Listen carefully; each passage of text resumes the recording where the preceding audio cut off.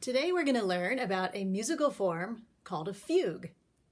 A fugue is basically different voices of a melody happening at the same time. Like they start out one after the other and pretty soon they're all intertwined. Kind of like we've done in class when we sing a round, or even when we do mushroom, how one group starts and then they keep going and another group comes in and then a third group comes in and pretty soon everyone's going all at once, but it sounds fantastic. That's a fugue. It's like a marriage of math and beautiful sound. Well, here's where I nerd out a little bit, but it is really like an analytical kind of beautiful wonder. So I chose one of my favorite fugues by Johann Sebastian Bach. So he looked like this. And he wrote a whole lot of fugues and preludes for the well-tempered clavier. Okay, so he wrote these before our modern piano was invented, but he played them on a keyboard type of instrument. More like a harpsichord, probably. But anyway, I have chosen a fugue in C sharp minor. Now, most of his fugues and fugues of other composers were 3 parts. So you'd have a low voice, a middle voice, and a high voice, kind of all intertwining like 3 strings. But this one is 5 voices. Now that is a real challenge when you only have 2 hands. So before we hear it, I want to kind of break it down a little bit and then let you listen and see if you can hear all the parts. Okay? So at the beginning of a fugue, the first section is called an exposition. And this is where all the parts are laid out. In this case, Bach chose the theme that sounds like this.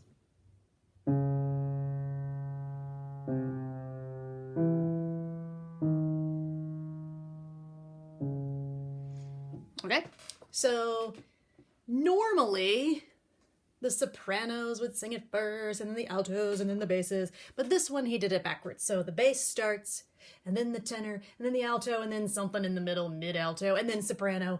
He's going to stack up all 5 voices.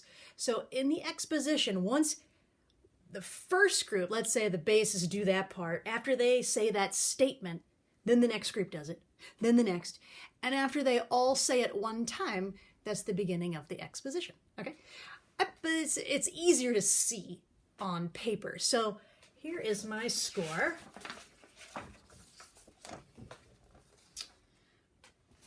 But it looks a little, complicated. So just ignore a lot of the pencil markings. I used this one in college and studied it for quite a while, so it's all marked up. Because every week I would take it into my piano teacher and she would add extra things to start working on, and there's a lot on there. So I made a copy. Here we go. Here's page 1. So here's the first theme. I put the fugue theme in pink. So here's the first one again.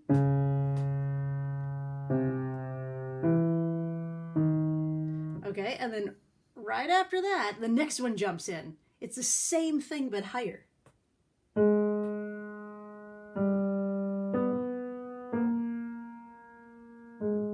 And then here comes the third one.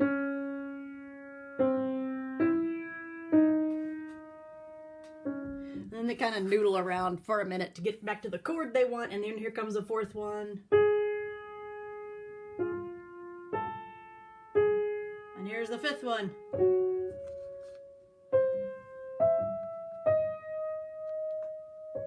Okay, so I just played 1, 2, 3, 4, 5. All 5 voices coming in for the first time. So this is all exposition, okay? So it's not, there's other notes along with it. You'll be able to tell. Okay. So then that theme keeps going for a while. It keeps fuguing out, right? Until we turn the page. It seems like it's all about that. But then when we get to the second part of a fugue, that should be the development. And it is. Bach did write a development. But in our development here, he's stuck in another part, like another fuguing part. Sometimes you have a little counter subject, which is related to the subject. That's the theme, it's called a subject. But in this case, it's kind of just new material. So the second one is in yellow. And it's just kind of like a, you know, the first one was slow and pretty, so the second one is moving a little quicker. Sounds like this. Okay, and then it happens again down here. Okay, and then again. Up high. The amazing part is, while all that noodling is going on, we're still hearing the first theme, the first subject. So they're going to be happening at the same time. We now have 5 voices doing the first subject and 5 voices doing the second little noodle thing, and they're all intertwined. Okay? Now, that wasn't exciting enough for Bach. He was brilliant and analytical, so he's like, I'm going to throw in a third fugue subject. Bah! It's mind-blowing, and it's awesome. Here's the third one, is in green. Sounds like this. And then here it is in a higher voice. Right, a little bit different. Here's one in the middle. Okay, but he didn't treat that in isolation. It wasn't like, everybody do the first subject. No, everybody do the second subject. Everybody do the third. No, now they're all mixed. And so when I tried to mark them all in the score, it was really hard because there were fugue subjects all over the place. I wish that I thought to do it with strings. That would make more sense next time. So the pink is always the first subject, but like even right here, you can see the first subject's up high, the second subject's in the middle, and that third subject is introduced right there. So all 3 happening at once. So many layers. So then he winds up, you know, to a big to-do. Shoo! All this development is crazy with 3 themes going on.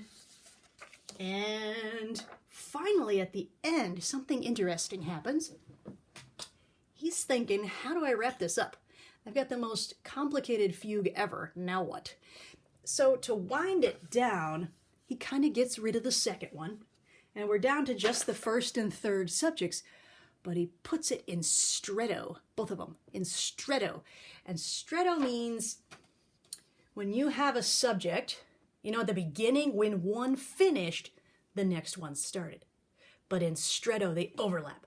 So one starts, another starts, another starts, another starts.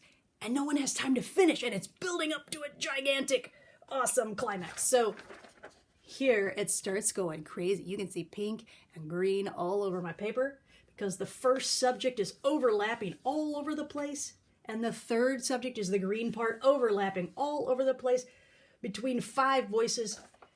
The pianist's hands, you know, it's tricky. So I'm going to let you hear it, and I'm going to have you see in your mind, listen for those subjects. So the first one was...